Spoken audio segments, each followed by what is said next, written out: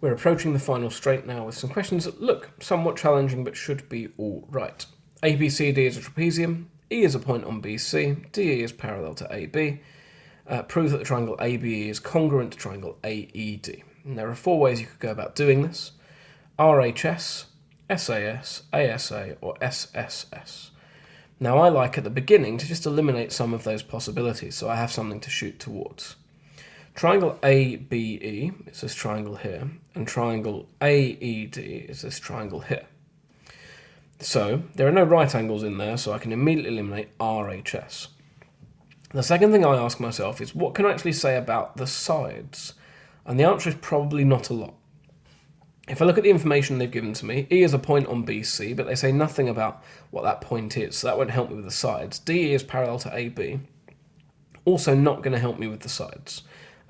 It does tell me something though. DE is parallel to AB, probably going to be very useful, DE and AB, for talking about, for example, angles.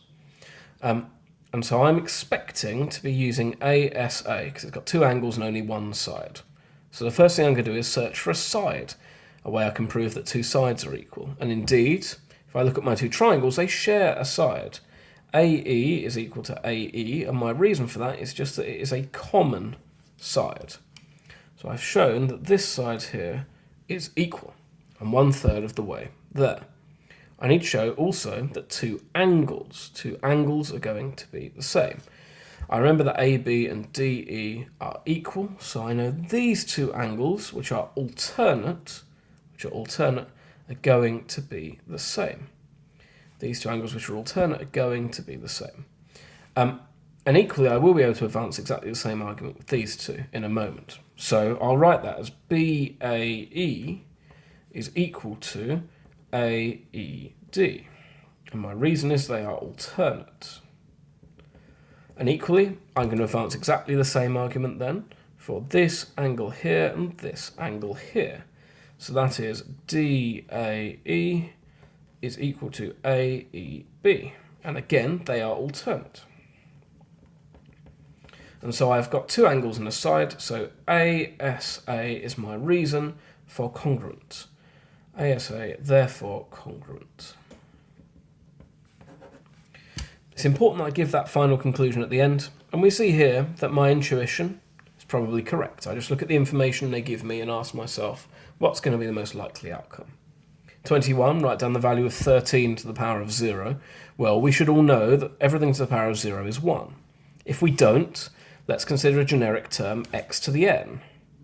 And then let's consider x to the n divided by x to the n. Well, any number divided by itself, 5 over 5, or a billion over a billion, or pi over pi, is always equal to 1. And using our index rules, x to the a over x to the b is x to the a subtract b, that's x to the n subtract n, which is x to the 0.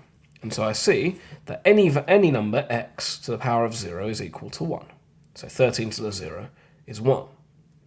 22, write 4800 as a product of its prime factors using index notation. Very little space given here. I think very, very mean of them in reality, and also quite a horrible number as well. So I'm going to break with convention to try and save some time, be a bit more efficient. I've got 4800, I need to decompose it into prime factors. But the first thing I'm going to do is break it into 48 and 100. I know I'm going to find that fairly easy for me to factorise, and it's going to save me a lot of space in my working. And then I'm going to use the same approach again. I'm going to go 12 and 4, and I'm going to go 25 and 4, because I can more or less do this by inspection now. I'm going to have 3 and then 4, which decomposes to 2 and 2. So I've got my 3 prime factors here. I've got another 2 and 2 here. Then I've got a 5, that's prime, a 5, that's prime, a 2, that's prime, and a 2, that's prime.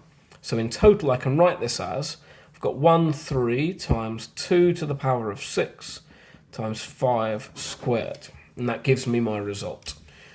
Much better than whittling down by 2, 2, 2, 2, 2 an awful lot of times, I would suggest splitting into 48 and 100. Next, 23a, work out 7.2 times 10 to the negative 6 multiplied by 300. Multiplication is commutative, so what I'm going to do is I can do this in any order, so I could do 7.2 times 300 times 10 to the negative 6 That seems an annoying thing to have to work through though.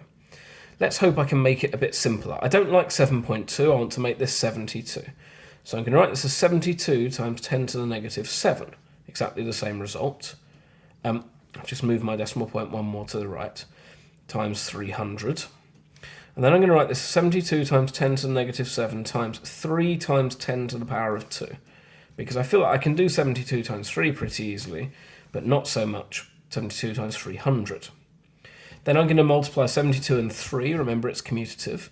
So 7 times 3 is 21, so that's 210 plus 2 times 3, 216. And 10 to the negative 7 times 10 to the 2 is 10 to the negative 5. That's not in standard form, I need this number to be between 1 and 10, not including 10. And so that will give me, in this case, I'm just running out of space, 2.16 times 10, and then it would have to be times 10 to the 2 times 10 to the negative 5, so that is times 10 to the negative 3, giving me my final answer.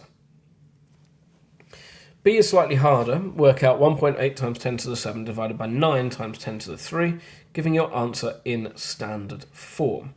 I'm going to write that as a fraction. It helps me visualize it.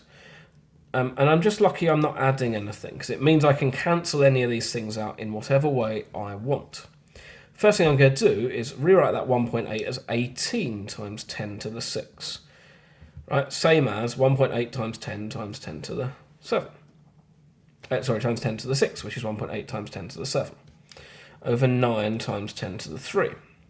18 over 9 I know is 2. 10 to the 6 over 10 to the 3 is 10 to the 3. And so that gives me my final answer in standard form, numbers between 1 and 10, not including 10. The reason I can do that is I'm multiplying 18 times 10 to the 6. If it was addition or subtraction, I wouldn't be able to do that cancelling. And that's the next few questions done.